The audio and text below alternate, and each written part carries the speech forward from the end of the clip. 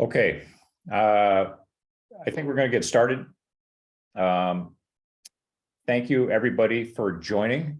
My name is Mike Diamond. I'm with Mitek, and you are at the annual webinar that accompanies the release of the Mobile Deposit Benchmark Report. A couple housekeeping items as we get started here.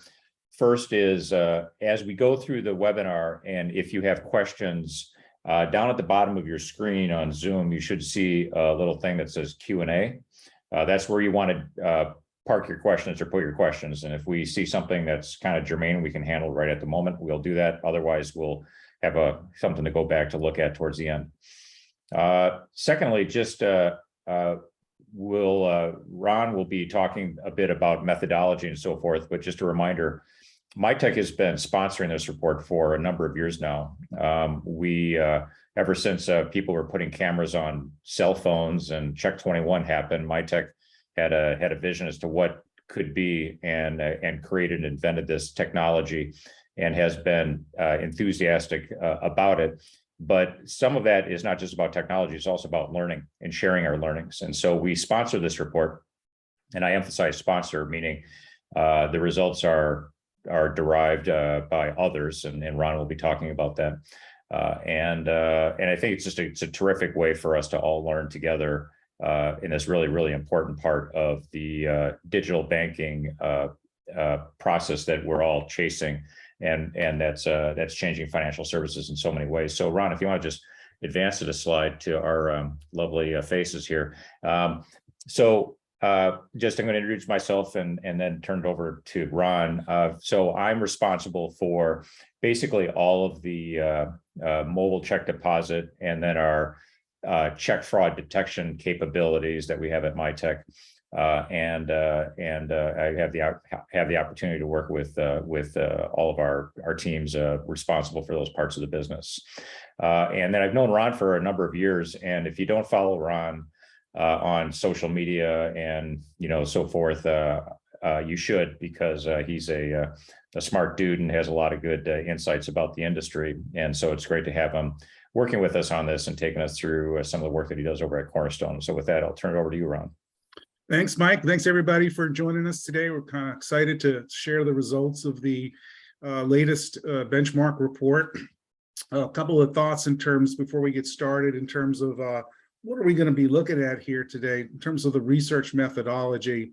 The report has for the past couple of years brought a number of different views and perspectives together.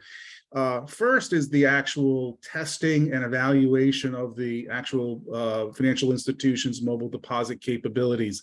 There's a design and digital strategy firm called CI&T, which actually accesses live deposit accounts for 20 of the largest U.S. financial institutions. Most are, of course, banks. The Navy Federal Credit Union on the credit union side is included, as well as Ally Financial, more from a fintech perspective, and Charles Schwab as well is included. And we look at a number of heuristics along the right-hand side.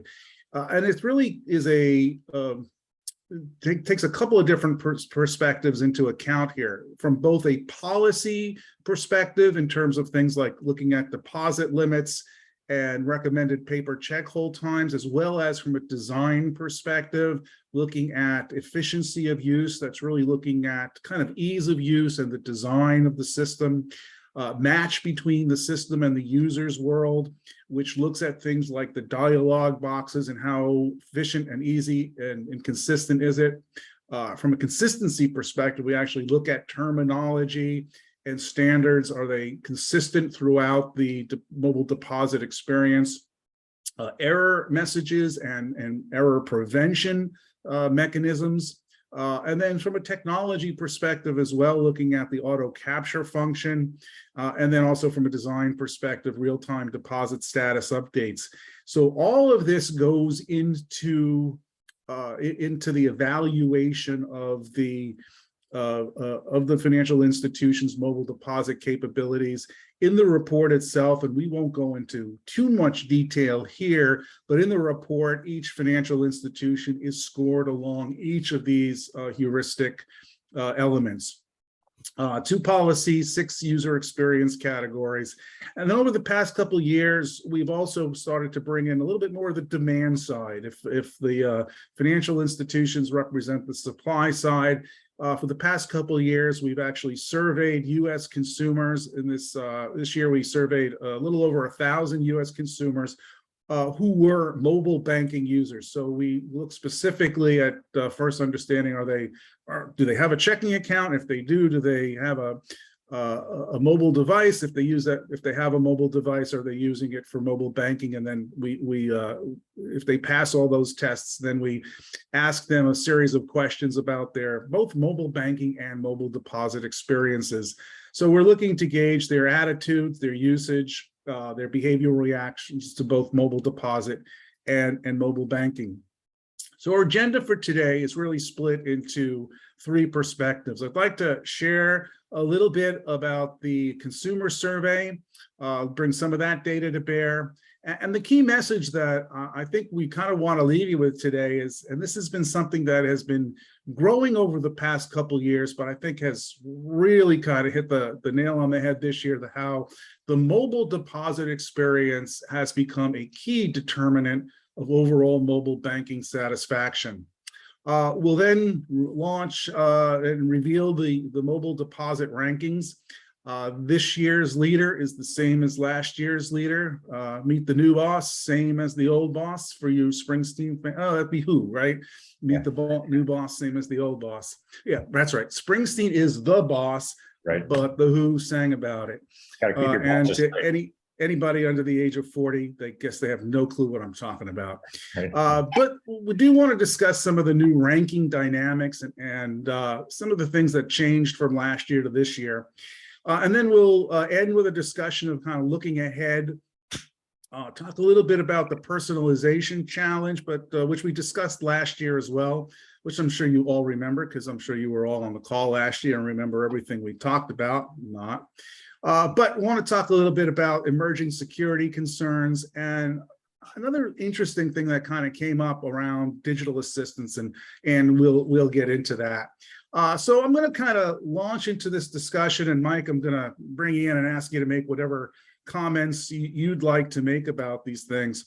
But I wanted to kind of just right off kind of start and reveal some of the real key statistics coming out of the consumer survey.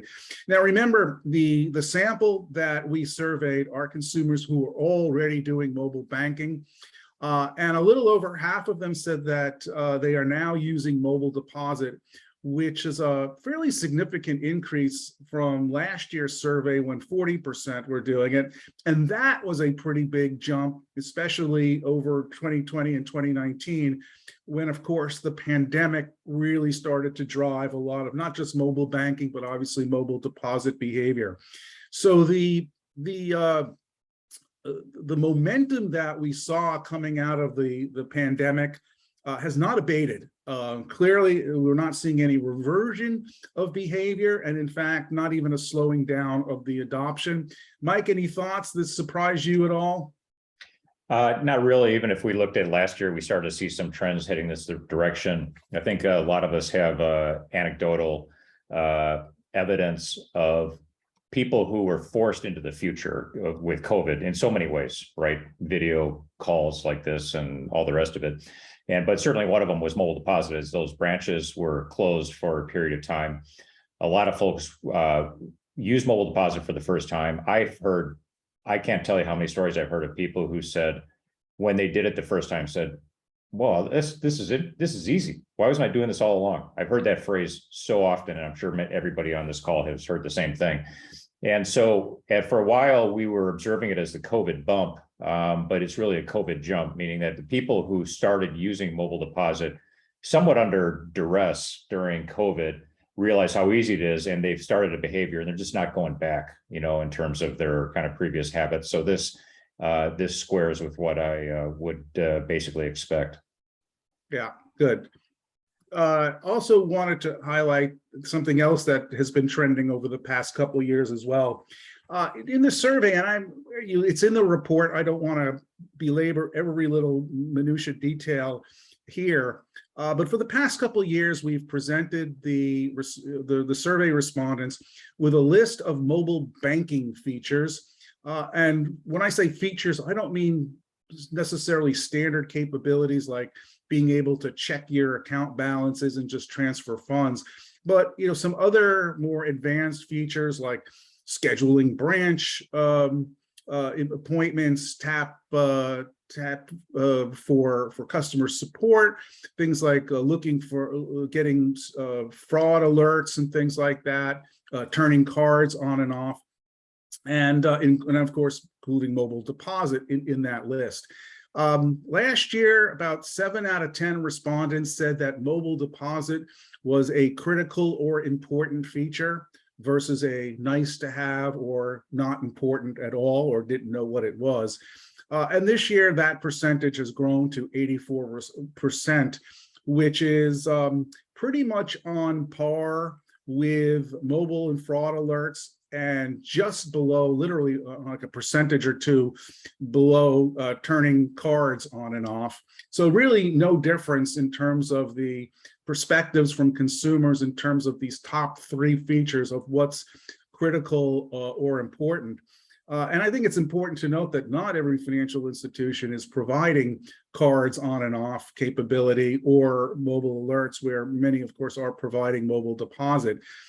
So this has become, top of the list for all intents and purposes in terms of one of the 3 most critical or important features that consumers are looking for from their mobile banking experience. Mike, any thoughts there?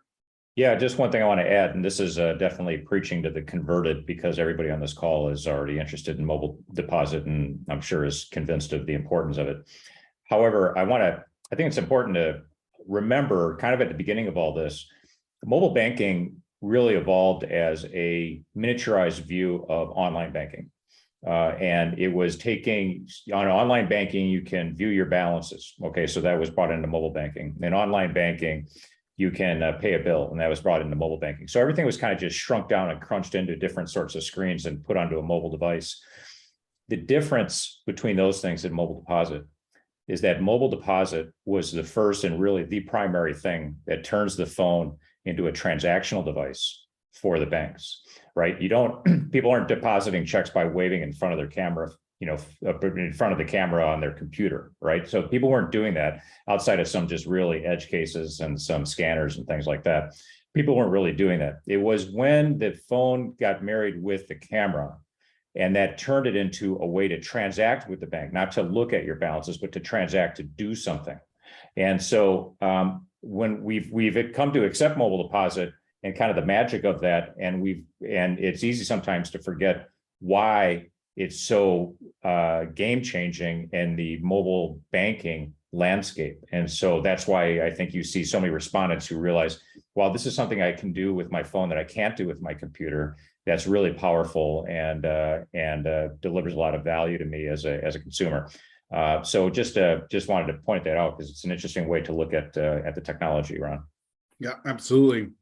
I did want to also talk a little bit about why people did not use their mobile device when depositing checks. And clearly, by far and large, the number one reason was because they were either in or near a branch or an ATM. So versus the 1 out of 5 who said that they wanted faster access to the funds, or a little bit fewer who said they had technical difficulties or forgot to use their advice, or because it exceeded their single check limit. And clearly this is the number one reason why people aren't doing it. Really has less to do with the technology and more to do with just simply convenience and what people are doing. And people are always going to make decisions based on convenience. The reason I bring this up, Mike, and I'd love to get your perspective on this too, is as we continue to see branches closed, and I know this is a very hot topic on a regular basis. But it's funny. I mean, just yesterday, my wife came home. He goes, "You're never going to believe it. The bank, and I'm not going to say their name, just closed their branch here in town." And then the bank up just north of us, that branch changed their hours. I think this is an important point because as we continue to see branch closings, I think that's going to naturally lead to organic growth in mobile deposit. And as we're going to see in a minute or two, with the importance of mobile deposit as a driver of the overall mobile banking satisfaction, and really a key driver of satisfaction with the financial institution overall, I think we're going to see more and more of that deposit volume increase, and it becomes just that much more important as we continue to see the branch closings. Yeah, I think one thing that we've seen in evolution is like the easy days, quote unquote, of mobile banking growth and mobile deposit growth are over with. And by the easy days, I mean being, appealing to the technically sophisticated, sort of a user. Those people have been on mobile banking and using mobile deposit for some time. So the way to grow this thing, and particularly as you talk about branch closures and all the rest of it, is that the successful banks, and we've seen this over and over again, the successful banks don't just close, reduce hours, close branches and say, best of luck to you. They actually invest in being ombudsmen or guides and helping people understand how to use mobile deposit. And even to the extent that we've done some things in the past where we've looked at banks who have had de minimis value checks and have people deposit a check when they're opening an account to learn how to use it, and so forth. And so if all of us who travel can remember when the airlines first came out with the kiosks for ticketing, and they had those outside, they had this in the airport. They didn't just put those machines out there. They had employees stand there. You remember that. They have a lot less of that now, but they had employees standing there and they'd help you kind of work your way through it. Then you're like, okay, I've got the hang of this. And now you just basically work your way through that if you don't use your mobile phone, which is kind of the next iteration there. And so I think that it's likely that you were certainly going to see more and more adoption of mobile deposit. But the way for banks to do that successfully is to bring the customers along in a partnership and in a transition, rather than just kind of casting them off to the digital netherworld where they're going to where some of them are going to struggle. Yeah, and Mike, I don't want to underplay the point in the middle here about technical difficulties. I mean, 17% isn't a huge number, but it is kind of close to 1 in 5. Sure. And one of the interesting things I noticed in this year's survey versus last year was that the percentage of consumers who said that they experienced at least some type of difficulty or problem depositing check was very similar. It decreased a little bit, which suggests that things are kind of getting better. But the reality is that it's still not perfect. There are still consumers who are experiencing some difficulties, which suggests that there's room to improve, not just from a design and policy perspective, but from an underlying technology perspective. That's right. Well, I think the key here has always been, getting a good image. Once we get a good image of an actual check, and believe me, our technology has been used to get all sorts of images, but of an actual check, the technology is pretty solid. But there's all sorts of things that can happen out there. We all know any technology out in the wild can have difficulties. I know I talked to a guy once who was an enthusiastic user of mobile deposit, and he was saying how he always deposits his checks on his lap on a bus when he's on a bus going downtown. So the technology is pretty solid, but we also know when we look at comments and all the rest of it that people run into challenges, and some of those are a lot of those challenges are surmountable. Yeah, and I just made a mental note, so I hope you'll remind me next year that we may want to expand technical difficulties to just other general usage type capabilities. Right. And then just want you to know that there was a not quite handful, but a few people who actually said the reason that they didn't use a mobile device to deposit their checks is that they didn't want their spouse to see what they were doing. So good to see that there's some people with a sense of humor in there out there. Right. In terms of those problems, though, and I think this kind of reiterates what we've been talking about, the most frequent problem continues to be getting a clear picture of the check, which is a function of the technology, or the technical quality of the FI's choice of tools. Second biggest issue being timely availability of funds, which is a policy decision. So, the issues that consumers have kind of span a range of inputs here. Mm-hmm. Right. But and just to kind of wrap up the discussion on the consumer side, I know this is probably a little bit complicated picture. I'll kind of walk through it a bit, but we continue to see this year over year, and I think this year is really kind of nailing it, hammering the nail into the coffin, which is probably not the right analogy here. But we asked the survey respondents to rate their mobile deposit experience on a scale of really 0 to 10 or 1 to 10, I think we really kind of said. And although this was not a net promoter question, we didn't really ask, would you refer your bank or anything. We split up the respondents based on the kind of the net promoter trichotomy of detractors, passives, and promoters. So if they rated their mobile deposit experience 1 to 6, we called them a detractor. If they rated it 7 or 8, we called them passive. If they rated it a 9 or 10, they were a promoter. Across the board, pretty much half of consumers rated their mobile deposit experience a 9 or a 10. So, really strong reviews there. A third rated it a 7 or 8, maybe not as strong, but still pretty good. And only 16% rated it a 6 or lower. So overall, pretty good scores from the consumer side in terms of a mobile deposit experience.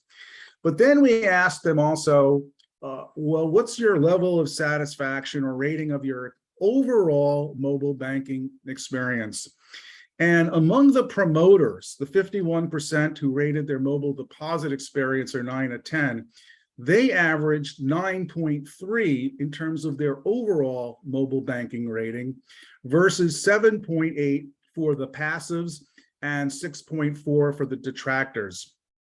And so our conclusion from this, and it's really something that we started to see even a couple of years ago when we started doing the consumer survey, was this correlation, if not causation, between mobile deposit experience and overall mobile banking satisfaction or rating of the overall mobile banking experience.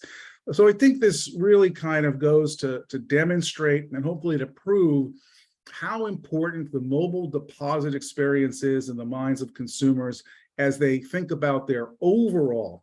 Now, we know that, as I mentioned before, that mobile deposit is one of those top 3 features that were most important.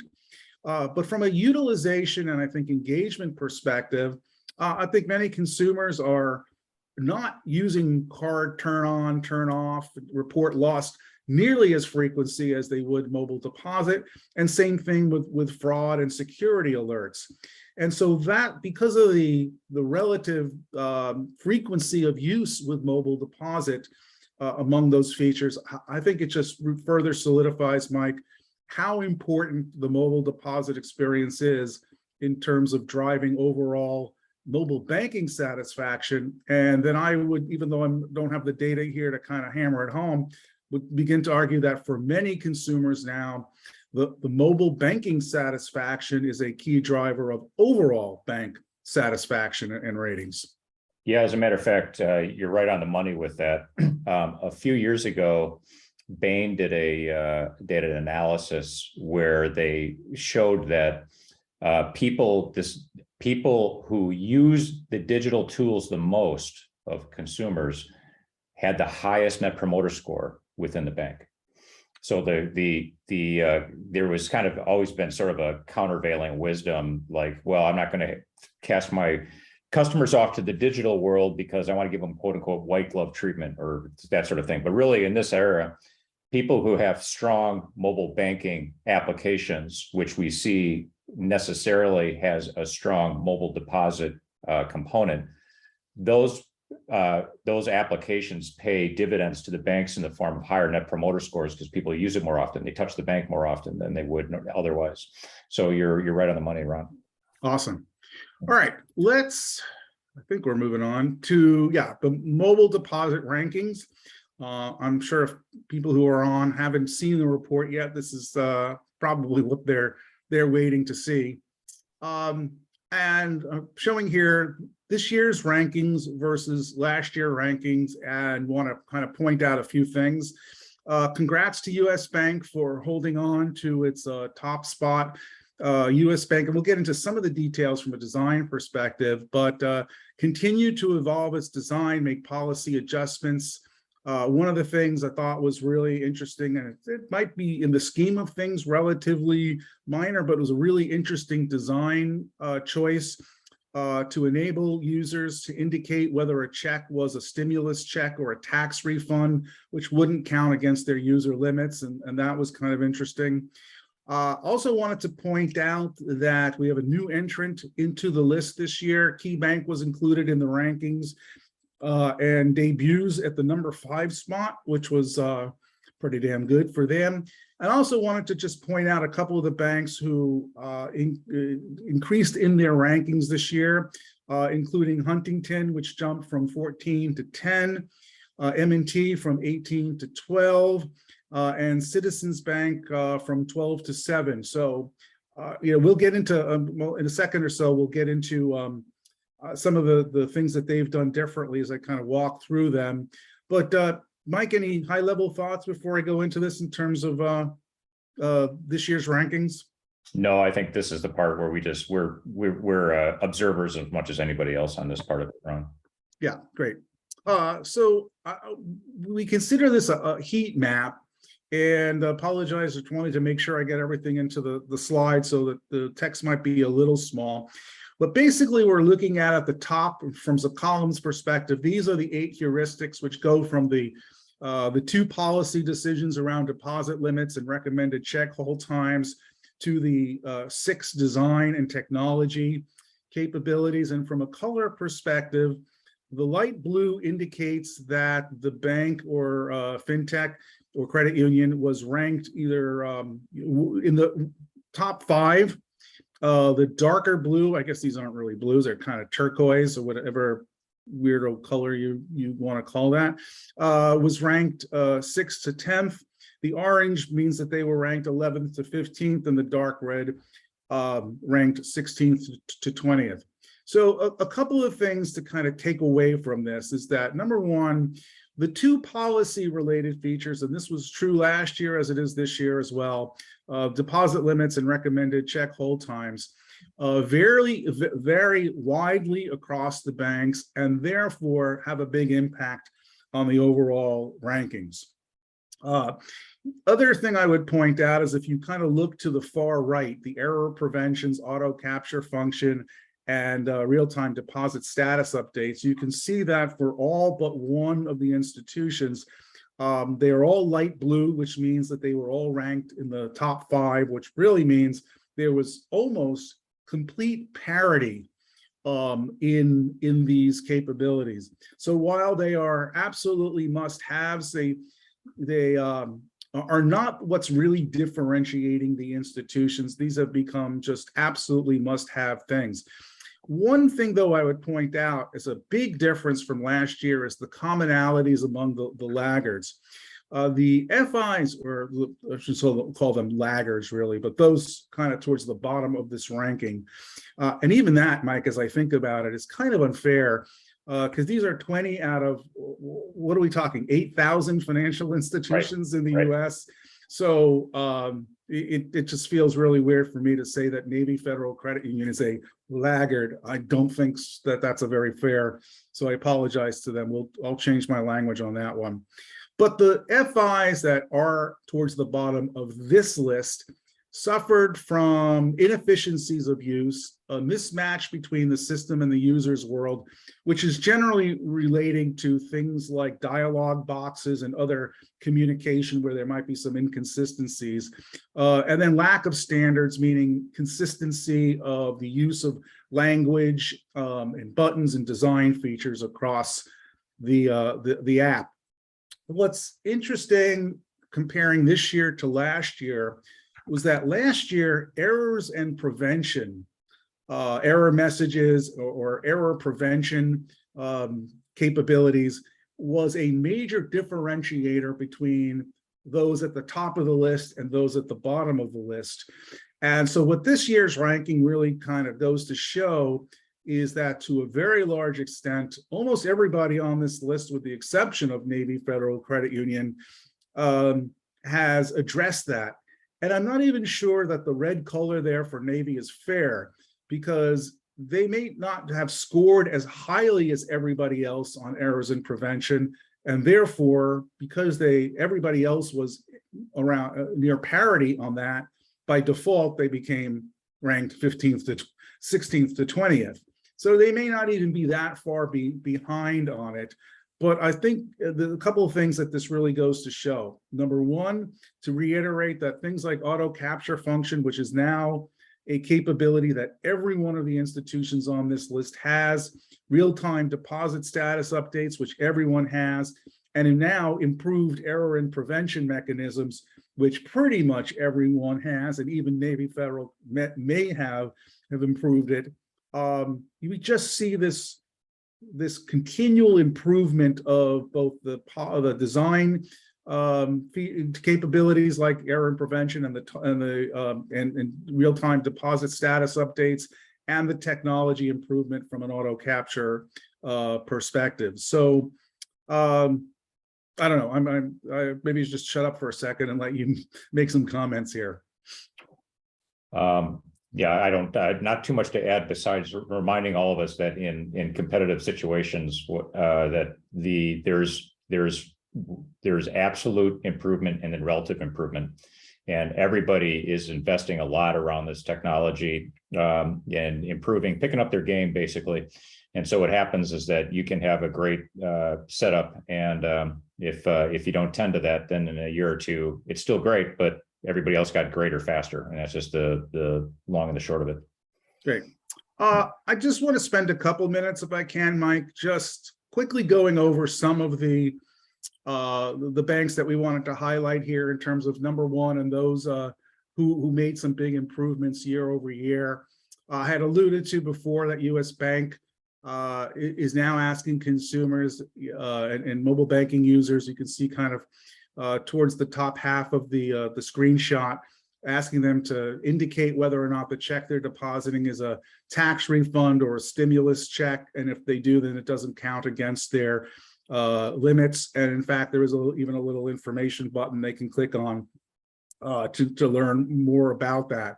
As I mentioned, US Bank continues to innovate and improve on its design from an appearance and tone perspective.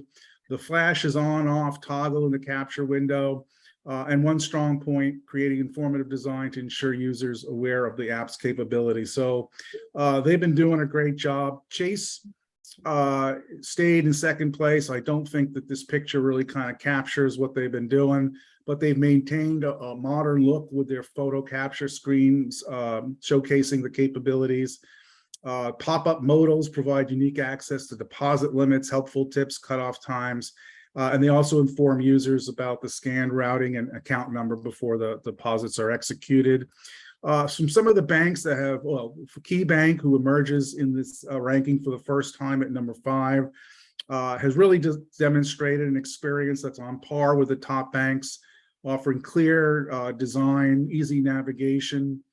Users can remain on their deposit screen, make account selections, and capture images all in one place, and can initiate new deposits quickly upon the completion of a previous one. So kudos to Key Bank. In terms of some of those that made some improvements year over year, M&T was one of the highlighted. Their design is now highlighted by clear deposit options, better information about what happens at the end of the deposit submission. And they also had an interesting feature, Mike, called M&T Flash Funds, which gives users the options of paying extra for immediate access to their deposit funds. So addressing some of that policy decision around the time for access to funds. Citizens made some big improvements year over year, focused now better experience and better process flow. One of the things that we highlighted was, in terms of an enhancement, is a small addition to the deposit button, which mirrors what US Bank was doing in terms of clearly displaying the deposit amount.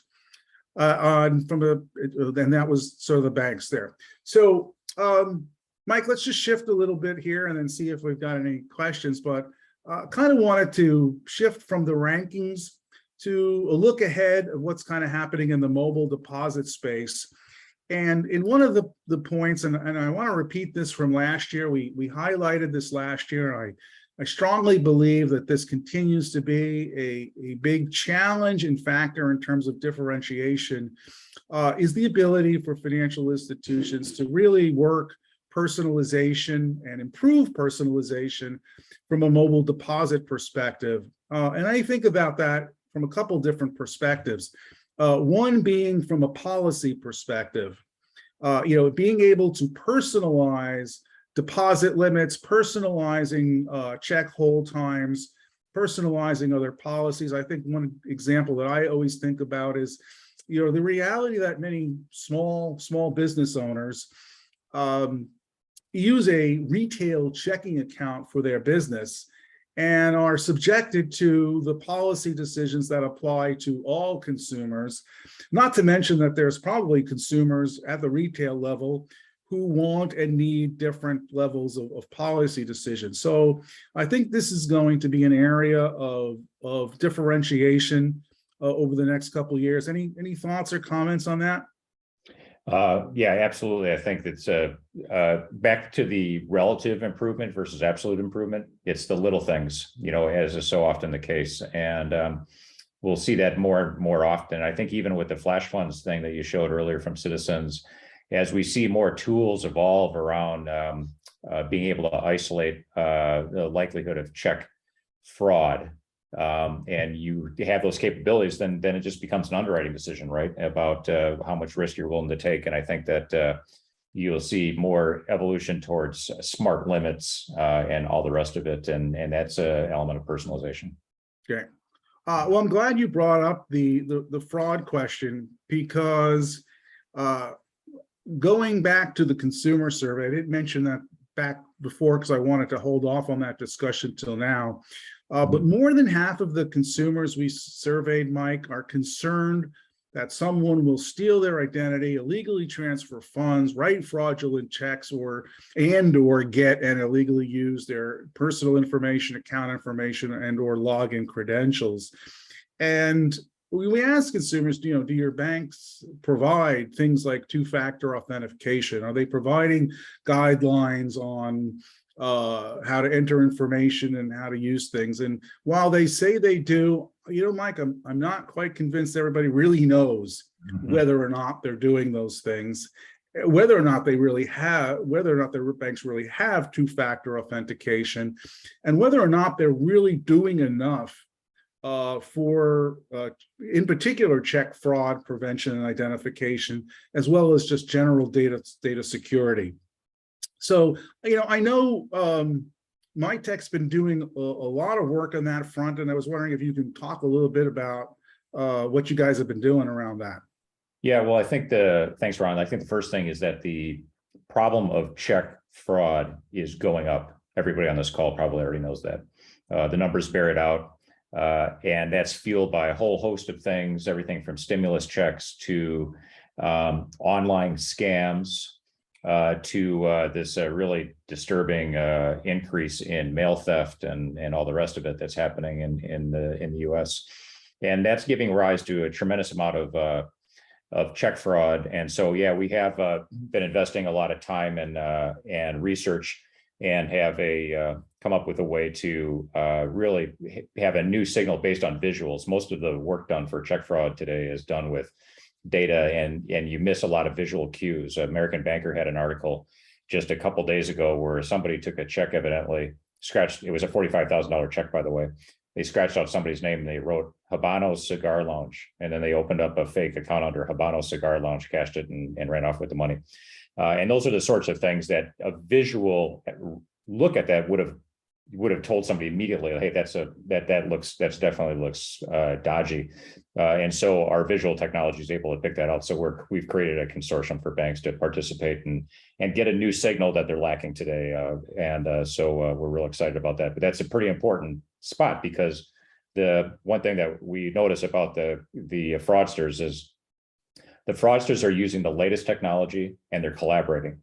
And right now in the industry, a lot of the check fraud fighting technology has been around for a while, and there's needs to be more collaboration to catch, because we see things start in the East Coast in the morning, work their way across the middle of America in the midday, and be on the West Coast by the end of the day in terms of fraud rings working together.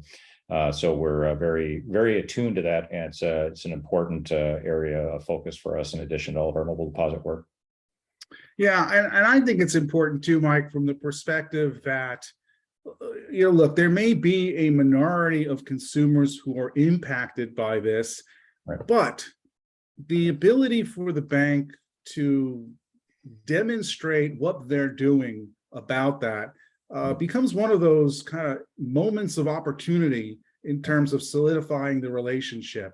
right. Not even related to check fraud. A couple of weeks ago, I got a call from my credit card provider who said, did you charge $5 to the Idaho Golf Association? And I was like, nope, never. I'm not even a golfer. So, but that's standard stuff today to be able to kind of capture that. But their ability to kind of capture, identify that, get out in front of me and do that is just one of those moments where you're like, okay, and it's not like they're providing something that everybody else can't do, but it's one of those things that as a consumer, you say, oh, wow, good. Thanks for having my back on that one. And thanks for bringing it. And I think as we look for like other opportunities to create those moments of opportunity with the increasing check fraud, the ability for the banks to kind of do that is not just simply preventing or protecting fraud and reducing losses. It's about improving the perception of on the part of the consumer that this financial institution knows what it's doing and's got my back. Right on. That's exactly right. And one thing that I probably should add is that we're so understandably associated with mobile deposit. This thing that I'm talking about in terms of the check fraud detection and that capability is across all channels, right? Because what we're seeing now is, it's a weird time, right? People can go walk up to an ATM and walk into a branch with a mask on, and it's socially acceptable. You think that would never have been the case, right? And so they're walking in and into branches and cashing out with fraudulent checks. And so it's not just one channel; it's all channels, and that's the work that we're doing. So you're exactly right. Great. Third thing I wanted to bring up, Mike, in terms of kind of looking forward, is the impact of digital assistance. And I'm thinking here things like chat bots, but not human chat type things, but chat bots and other intelligent digital assistants that and not to get too far into the detail, I tend to differentiate from chat bots a little bit, which could be either voice recognition or just online communication. But a fairly decent percentage of these respondents to the survey indicated that their bank has deployed some form of digital assistant or chatbot on their mobile and online banking platforms. And when we cut the data by consumers who said that their FI has a digital assistant, which is the dark blue bars, versus those consumers who said that their FI does not have a digital assistant, the light blue bars, we saw some big differences in terms of the overall ratings of both the mobile check deposit experience as well as the overall mobile banking experience, which kind of led me to believe that as more and more financial institutions launch and deploy digital assistants over the next couple of years, that their ability to integrate that digital assistant into the mobile deposit experience is going to be very important, because we're already seeing this impact of the digital assistance on both the ratings of the check deposit as well as the overall mobile banking experience. Thoughts on that? Right on. I think I'll nothing else to add there. Okay, so Mike, before we go to any Q&A, anything that anybody else wants us to talk about, I kind of wanted to wrap things up with some key takeaways here.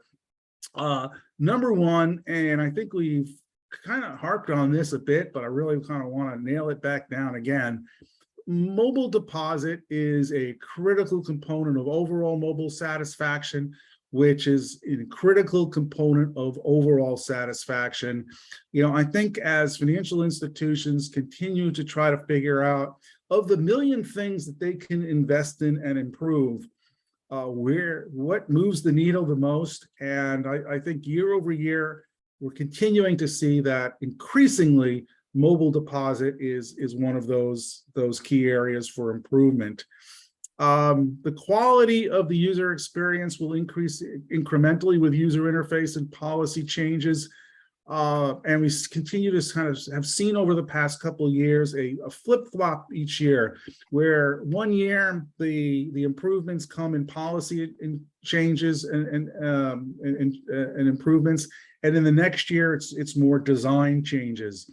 But I think as we kind of look ahead for the next couple of years, I think to reiterate, I think these ideas of personalization, fraud prevention measures, and digital assistant integration is what's going to create competitive advantages, although they're likely to be just temporary competitive advantages as the rest of the pack catches up. And I think that's what we've really kind of seen over, 5-6 years now as we continue to see parity. And I think if you go back to that heat map, that's clearly what we've seen from an error prevention, auto capture perspective and alerts perspective.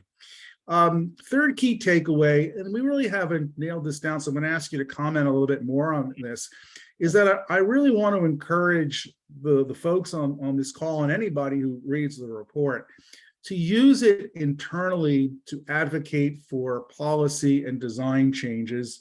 I think that's one of the most important ways to kind of use this. I know, you know, if you're coming from one of the banks that was ranked in the top 3 or top 5, you want to boast about your ranking, nor do I want to, you know, say, you know, kind of knock down those at the 15th to 20th spot, but to really kind of point out that this is an opportunity to go back to the organization and you know, use it to kind of look internally to ask, why did we get ranked where we did, and to use it to, you know, be able to convince key executives internally of why improvements and investments are so important. Let me turn it over to you, Mike, for any thoughts and comments you have on that. Yeah, I think I think I was kind of going off of a story. I was talking to a banker who represented a bank that was on this report a number of years ago, and they were ranked pretty low. We're pretty close to the bottom. And one of the things that really hurt their scoring was their limits. So I've yet to meet a banker who was scored low who was angry about it. You know, there's one or two who said, yeah, I wish they had tested us before we rolled out our new release, or after we rolled out our new release rather than before. But I have run across folks like this particular banker who used the report and then went running around inside the bank and saying, look at this, right? Look at how look at how we're being ranked compared to our peers, and working with the risk folks, and use that as a way to drive those limits up, and then also drive and their limits in this particular case, they drove their limits to mirror their ATMs, which had not been the same. And then he was showing me how immediately they had a leap in terms of usage, and everybody was real happy with it. So this report is all about learning and improving, and this is a great tool for financial institutions to use to socialize a lot of folks who don't touch mobile deposit on a daily basis, and help them understand what works and what doesn't. Yeah. Probably one other thing I want to add, Ron, if I could, is there's a phrase that we've used sometimes, and it's a ripoff of ING's ad campaign of a few years ago. What's your number? You might remember that ad campaign. And we asked that a lot of banks. And the number, all of you who are on this call with a financial institution, you should know the answer to that. And the number I'm talking about is what percentage of checks that are deposited at your institution by your consumers come via the mobile channel, via the other channels. And my experience is that some people know this and a lot of banks don't. And the ones that don't are in two groups. They don't know it, but they can go out and find it. And other ones don't know it and don't have any confidence that they can actually find the number. But you don't improve what you don't measure. And so probably we're looking at it, we're going to be in an era shortly where probably the success factor is going to be, a third, 40%, 50% of all the consumer checks are coming in through mobile. It's never going to be 100% because of limits and all sorts of other things, but it's certainly no reason why it can't be there. And we're starting to see banks up into those 30-some%, reporting back to us and what they're doing. So that's a way to kind of think about how to use some of this information to your benefit. Great. And Mike, if you would talk a little bit about the Mitek's mobile deposit health check and what that is and how it can benefit folks.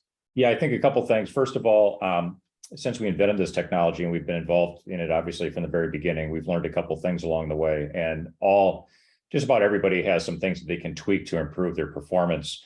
We do this in conjunction with our partners. So everybody here who works with a partner and gets the Mitek mobile deposit through a service provider or partner, you can just reach out to those folks, and then we can provide this capability where our I'll just say our smart people who work, live, and breathe with this stuff every day can come in and take a look at what you're doing and help you optimize. And that's what it's all about. Awesome. Yeah. Well, Mike, thanks a lot for letting me participate with you in this. I love doing this every year. It's really awesome to see what's going on and get the consumer perspective. If anybody wants to get a hold of Mike or myself, our emails are here. I'm just looking, I'm not seeing any Q&A, so I don't know if we want to just put one more call out for that or give people a few minutes back on their hour. Thoughts? Yeah, I think we've had plenty of opportunity, I think, for people to get something in here. I think we've covered a lot of things. Everybody, hopefully you are tuned into this report each year. We attack, the folks that are involved in the work here, Ron and CINT and so forth, attack it from a different perspective each year slightly, and we get some new insights. And like I said, to a large extent, we sponsor it, and a lot of times we're really just sitting in the audience, kind of watching the whole thing happen, and it's a lot of fun and a great way for us to learn together. And so we look forward to continuing the conversation with the industry and with all of you guys individually. But thanks a lot, Ron, for the terrific work. It's great to work with such a first-rate organization and somebody who has so many valuable and insightful things to say in the industry. So it's really good stuff. Thanks a lot. Thanks. And thanks everybody for coming on board, and look forward to seeing you again next year. Thank you. Thanks, everybody.